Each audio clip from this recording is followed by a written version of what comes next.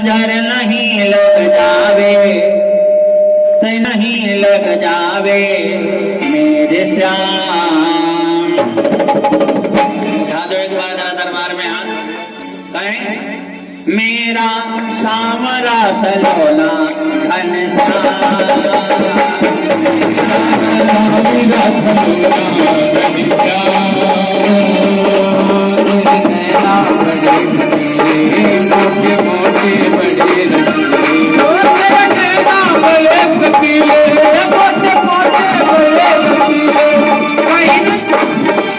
नजर नहीं लग जावे, कहीं नजर नहीं लग जावे मेरे श्याम। मेरा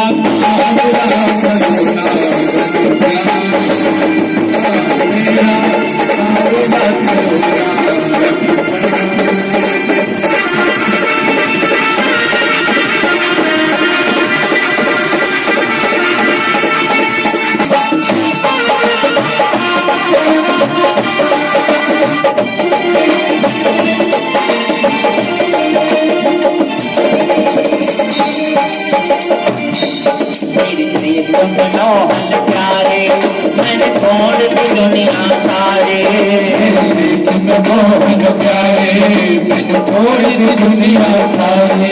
तेरी प्रीत में मोहन प्यारे मैंने छोड़ दी दुनिया सारे, तेरी प्रीत में मोहन प्यारे मैंने छोड़ दी दुनिया सारे।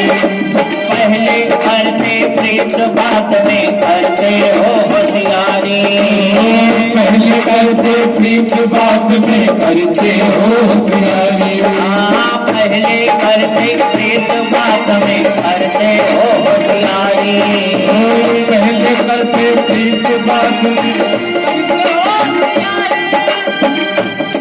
मैं गली गली में हो गई, मैं गली गली में हो गई बदनाम।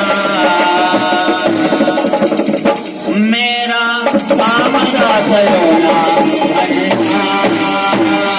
मेरा सामना सलोना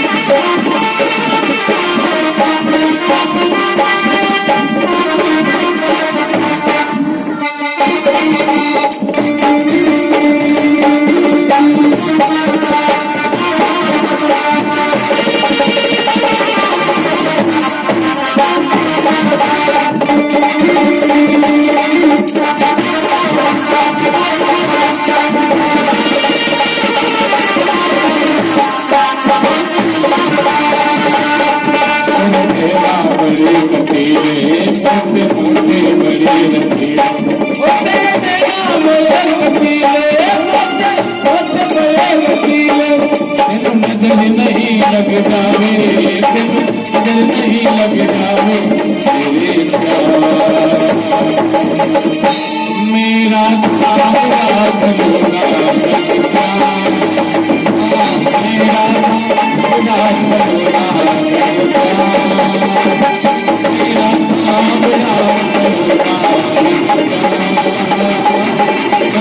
सामना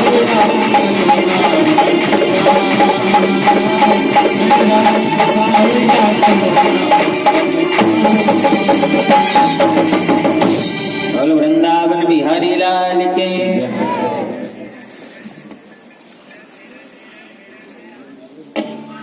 इसके पश्चात भागवत जी में प्रसंग आता है महाभारत का। भागवत वहीं से प्रारंभ हुई है जहां से महाभारत कथा का अंत हुआ है। महाभारत संपन्न भई, भागवत प्रारंभ हो गई।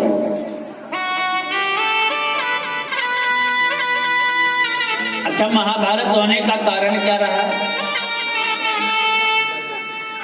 महाभारत होने का केवल एक ही कारण है, द्रौपदी का शब्द।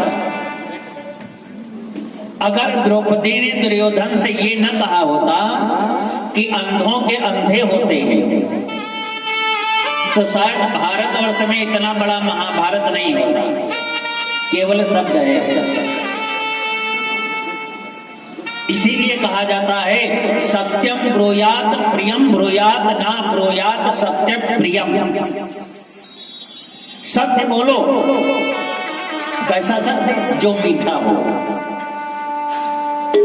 अगर कड़वा सत्य है तो उसको पी जाओ, मत बोलो।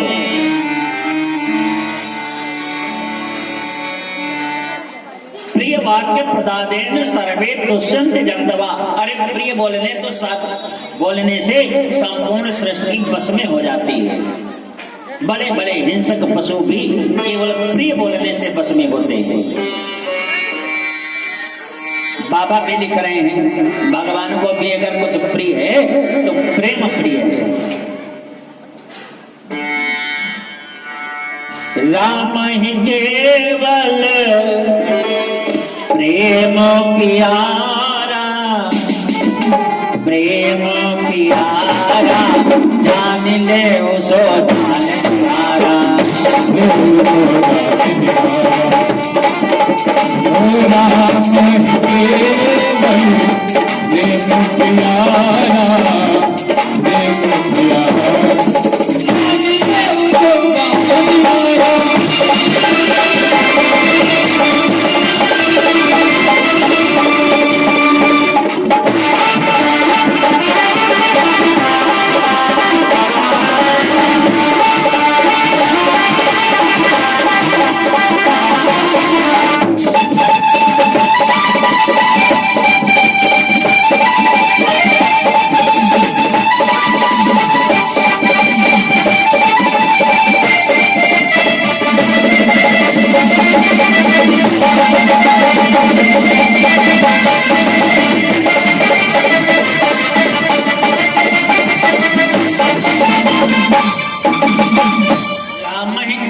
प्रेम प्यारा, समस्त सृष्टि को अगर प्रिय है तो केवल प्रेम प्रिय है। द्रौपदी ने दुर्योधन से केवल इतना कहा था अंधों के अंधे होते हैं, इसीलिए महाभारत का युद्ध हुआ। केवल एक शब्द। तो मैं तो कहा करता हूं जब भी बोलो तो मीठा बोलो, कड़वा मत बोलो।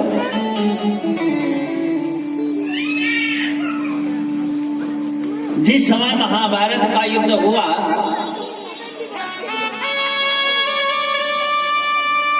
तो महाराज धर्मराज युधिष्ठिर राजा बनाए गए हस्तिनापुर के। कौरवों का वध हुआ, पांडव विजयी हुए और युधिष्ठिर को हस्तिनापुर का नरेश बनाया गया। पांडव विजयी क्यों हुए? क्योंकि पांडवों के साथ में धर्म है और शास्त्र कहता है धर्मो रक्षति रक्षिता। तुम धर्म की रक्षा करो तो धर्म तुम्हारी रक्षा करेगा। कुछ भी हो जाए लेकिन धर्म के मार्ग को छोड़ना नहीं चाहिए। वैसे एक बात याद रखना, जब भी मनुष्य धर्म पर चलता है तो परीक्षा देनी पड़ती है, कठिनाई आती है। एक दो नहीं, हजारों लोगों को परीक्षा देनी पड़ी। बाबा लिख रहे हैं कि शिव दधीचे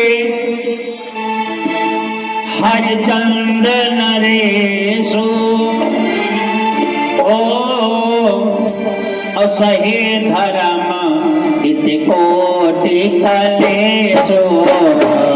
सिया राम जय राम, राम सिया राम जय राम।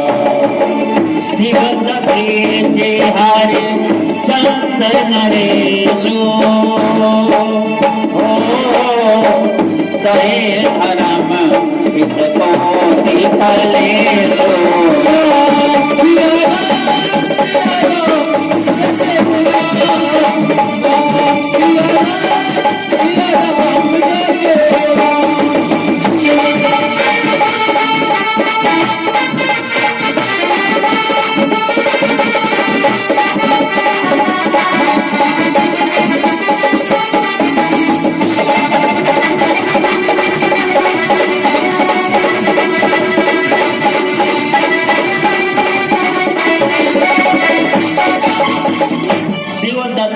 हरिचंद्र नरेशु और सहे धर्म हित कोटि फलेशु।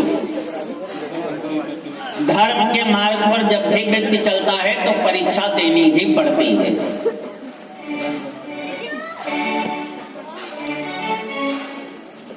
धर्मो रक्षति रक्षिता, तुम धर्म की रक्षा करो तो धर्म तुम्हारी रक्षा करेगा।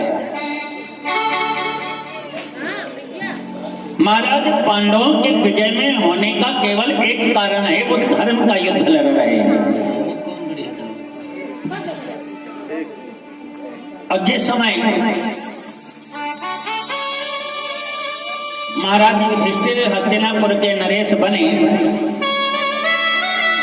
तो युधिष्ठिर को आत्मग्लानि है। आत्मग्लानि किस बात की है? युधिष्ठिर की बार बार आत्मा युधिष्ठिर को धिक्कार रही है कि राजन तुम बड़े स्वार्थी हो, तुमने अपने स्वार्थ के कारण अपने सगे संबंधियों का रक्त बहा दिया। अरे महाभारत के युद्ध में पता नहीं कितनी स्त्रियों का सुहाग उजड़ गया, पता नहीं कितनी माताओं की गोद सुनी हो गई, पता नहीं कितने वीर शहीद हो गए, भारत की वसुंधरा रक्त रंजित हो गई इस सिंहासन को पाने के लिए। युधिष्ठिर तुम बड़े स्वार्थी हो, बड़े कपटी हो।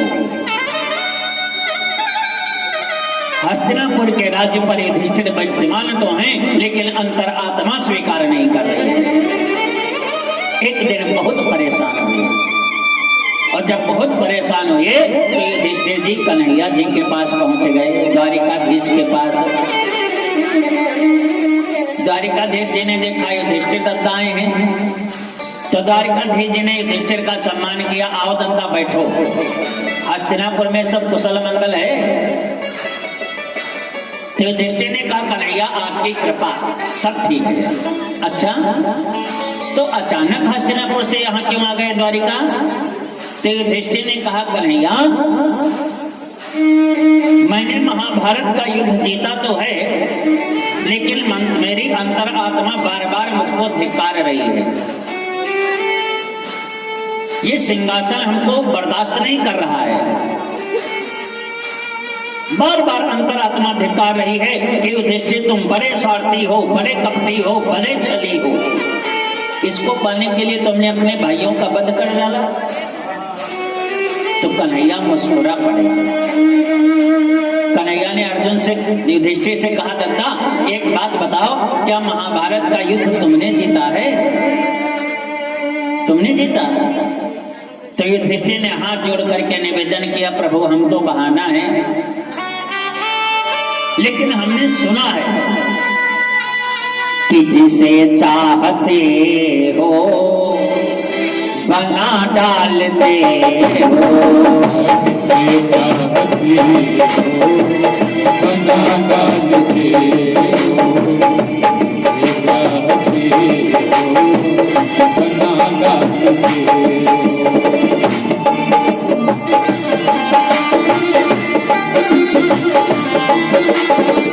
जिसे चाहते हो बना डालते हो, जिसे चाहते हो बना डालते हो, जिसे चाहते हो बिठा डालते हो, जिसे चाहते हो बिठा डालते हो।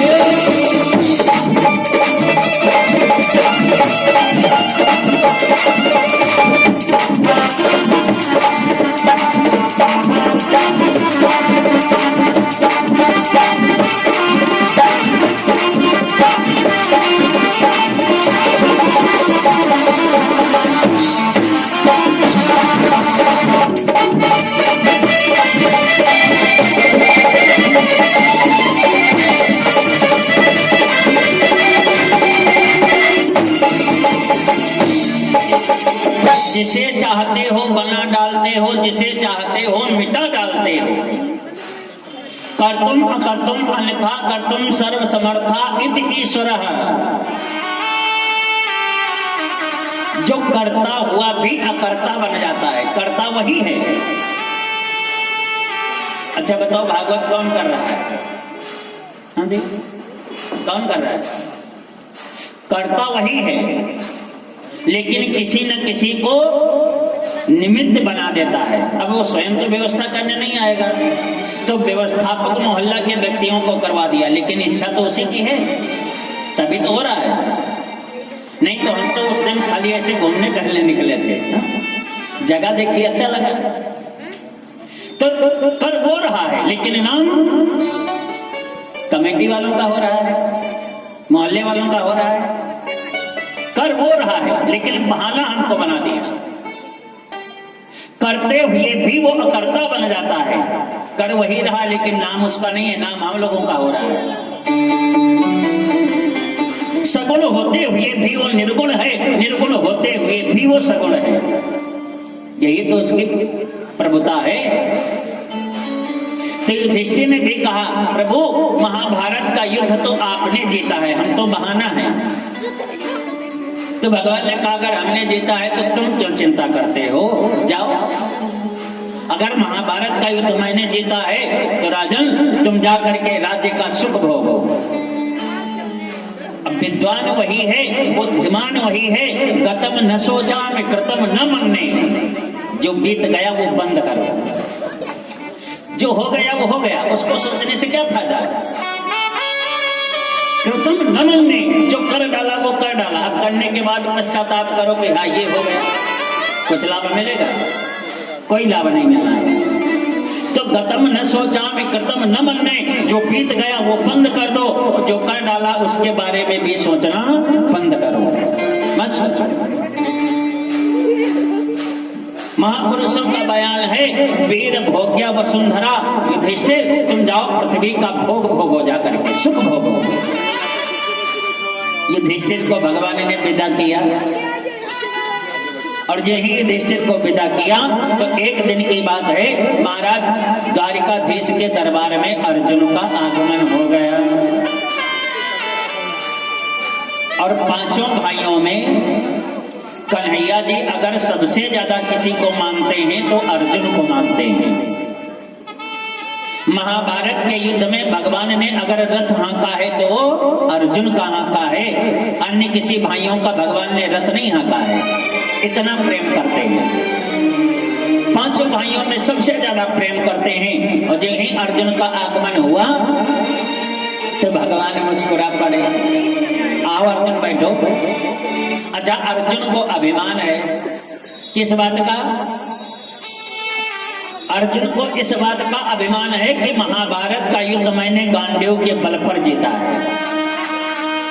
तीनों लोगों में हमारे जैसा बलवान कोई संसार में है ही नहीं।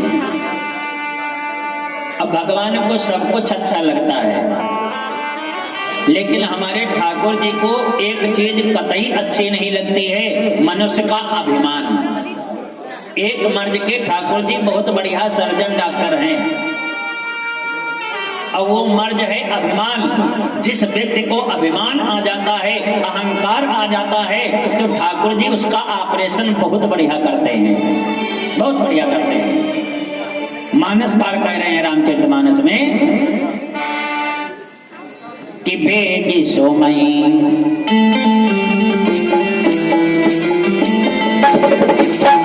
बेगी सोमई कारी हो कारी, बेगी सोमई कारी हो कारी,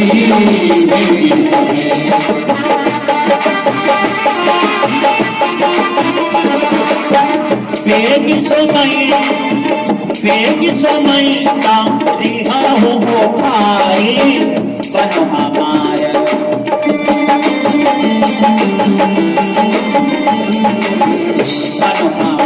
से भगत कारी,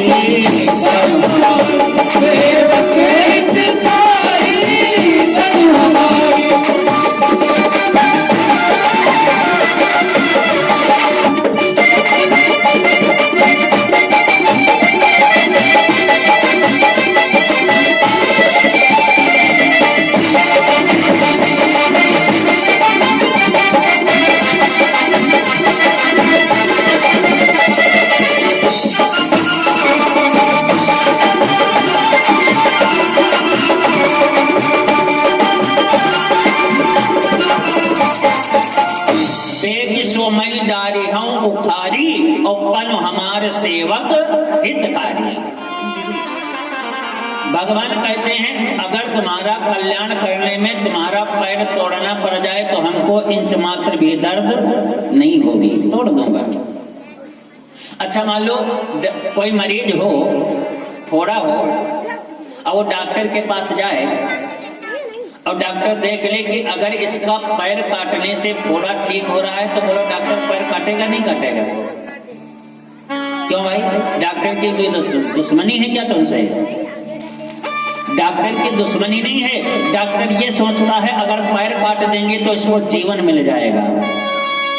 तो तुम्हारे जीवन के लिए डॉक्टर पैर काटने में कोई संकोच नहीं करता है। इसी प्रकार से भगवान का नियम है।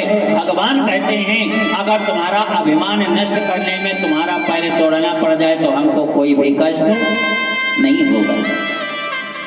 सब कुछ कर लेना, जीवन में अभिमान मत करना मेरे भाई।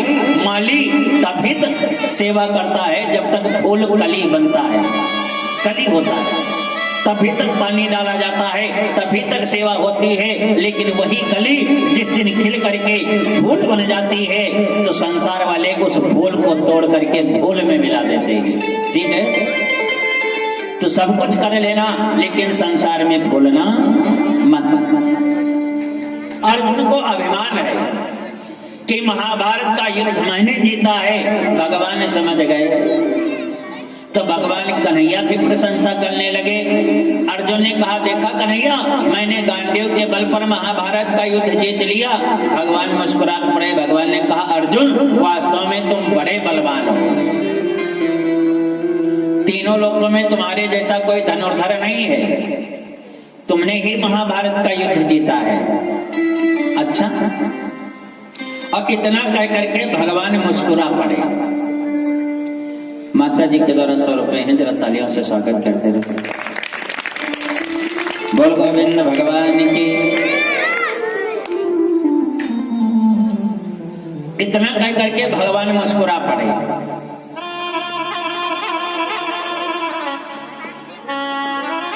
वैसे 3 व्यक्तियों को कभी मीठा नहीं बोलना चाहिए। 3 व्यक्तियों को कभी मीठा नहीं बोलना चाहिए। और 3 व्यक्ति अगर तुमसे डर करके मीठा बोलने लगे तो समझ लेना 3 चीजों का विनाश होना है। अच्छा, 3 कौन व्यक्ति हैं जिनको मीठा नहीं बोलना चाहिए? बाबा लिख रहे हैं रामचरितमानस में कि सचिव पैद गुरु 3 जो प्रिय बोलई भाई।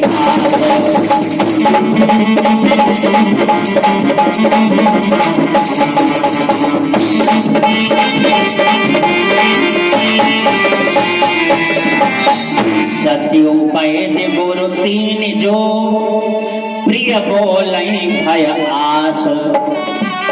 तो राज धर्म तन 3 पर कोई पे गही नास।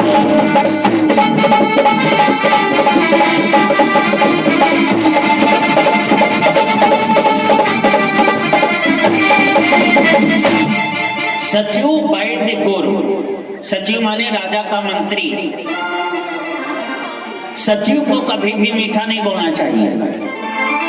राजा को वही बताओ जो राजा के लिए कल्याण वाला रास्ता हो। वैद्य डॉक्टर को कभी मीठा मरीज से नहीं बोलना चाहिए। अच्छा, मरीज कोई चाहता है कि हमारा पैर काटा जाए? कोई मरीज चाहता हमारे इंजेक्शन रोज लगाए जाए? कोई मरीज नहीं चाहता है। अच्छा, मरीज तो सब चाहते हैं हमको मीठी मीठी दवाई खिलाई जाए, हमको मीठी दवा दी जाए, कड़वी न दी जाए। लेकिन डॉक्टर क्या मरीज के अनुसार दवाई देता है? कभी नहीं दे सकता है। डॉक्टर वही तुमको दवाई देगा जिससे तुम्हारा कल्याण हो रहा है। गुरु को भी मीठा नहीं बोलना चाहिए। गुरु को भी वही बात बोलनी चाहिए जिससे शिष्य का कल्याण हो सके, शिष्य का मंगल हो सके, शिष्य आगे बढ़ सके। और अगर ये तीन व्यक्ति भय के कारण मीठा बोलने लगे तो समझ लेना राज धर्म तन तीन कार होए बेगही नाश। तीन चीजों का विनाश होता है। अर्जुन की वीरता को देख करके भगवान मक्खन लगाने लगे, हाँ अर्जुन तुम बड़े बलवान हो, बड़े योद्धा हो।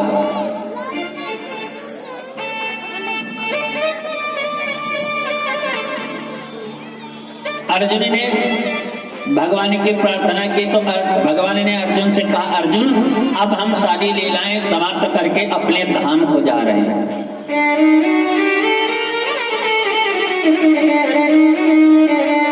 कुछ लोग कहते हैं कि भगवान पैदा हुए तो मरे कब? भगवान पैदा भये तो कब मरे? तो एक बात हमेशा याद रखना, भगवान कभी पैदा नहीं होते हैं। भगवान हमेशा प्रकट होते हैं और अपनी लीलाएं समाप्त करके अंतर्ध्यान हो जाते हैं, अपने धाम चले जाते हैं। पैदा वो व्यक्ति होता है जो मां के गर्भ से पैदा हो, गर्भ में पहुंचे। अब भगवान न कौशल्या मैया के गर्भ में गए हैं, न देवकी मैया के गर्भ में गए। रामावतार में भी कहा गए भय प्रकट कृपाला, प्रकट हुए हैं, पैदा नहीं हुए हैं।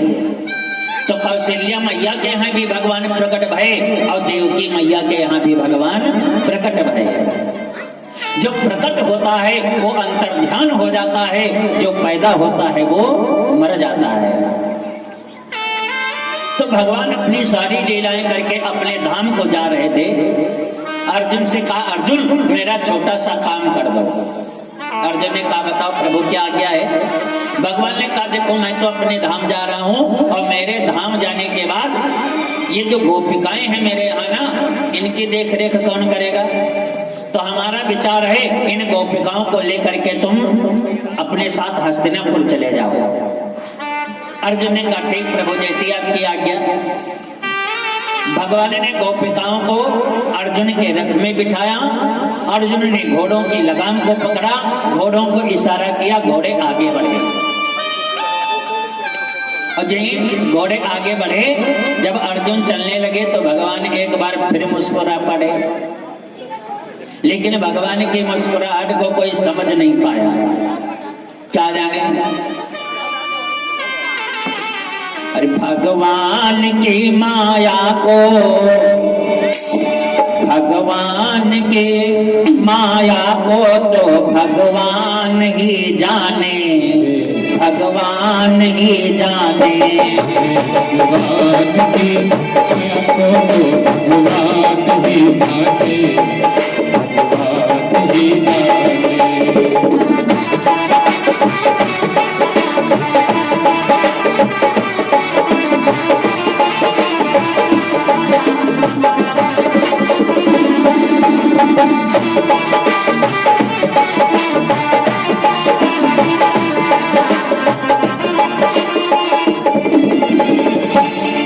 भगवान की माया को भगवान ही जाने, भगवान ही जाने।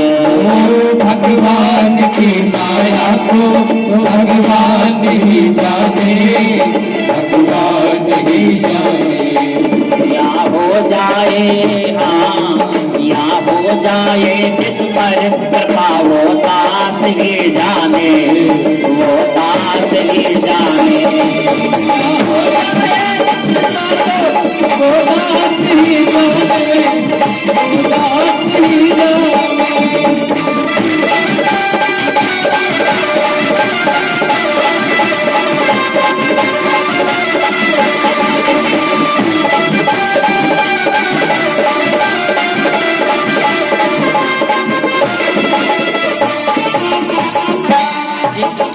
ज्यों ही अर्जुन रथ लेकर के चले तो भगवान एक बार फिर मुस्कुरा पड़े। भगवान की मुस्कुराहट का भेद अर्जुन नहीं समझ पाए। भगवान क्यों मुस्कुरा रहे हैं? ज्यों ही रथ लेकर के चले तो मार्ग में भिल्लों ने अर्जुन के ऊपर आक्रमण बोल दिया। वही अर्जुन है, वही रथ है, वही घोड़े हैं और वही गांडीव है, कुछ नहीं बदला। बदला है तो केवल इतना बदला है, जो सारथी है वो बदला हुआ है अर्जुन का, और समय बदला है और कुछ भी नहीं बदला। गोपिकाओं ने अर्जुन को पुकारा, पार्थ मेरी रक्षा करो, देखो भिल्ल मेरे ऊपर आक्रमण करके मेरा हरण कर रहे हैं, मुझको बचाओ। अर्जुन ने गोपिकाओं से कहा, चिंता मत करो, अभी रक्षा करता हूं। और इतना कह करके अर्जुन ने सारा बल लगा दिया। गांडीव उठाना तो बहुत बड़ी बात है मेरे भाई, अर्जुन गांडीव को हिला भी नहीं पाए, हिला तक नहीं अर्जुन के हाथ से गांडीव। देखते देखते भिल्लों ने आक्रमण किया और सारी गोपिकाओं का हरण कर लिया, अर्जुन कुछ नहीं कर पाया। अंतर केवल इतना है, क्योंकि सारथी भगवान नहीं है, सारथी कोई दूसरा है। तो मनुष्य को अभिमान इसीलिए नहीं होना चाहिए, मैं बार बार कहा करता हूं कि समय ही हंसाए और समय ही रुलाए, समय ही हंसाए समय ही रुलाए, और समय रूठ जाए तो भेजा मंगाए। समय ही हंसाए समय ही रुलाए, समय ही हंसाए समय ही रुलाए, समय रूठ जाए तो भेजा मंगाए।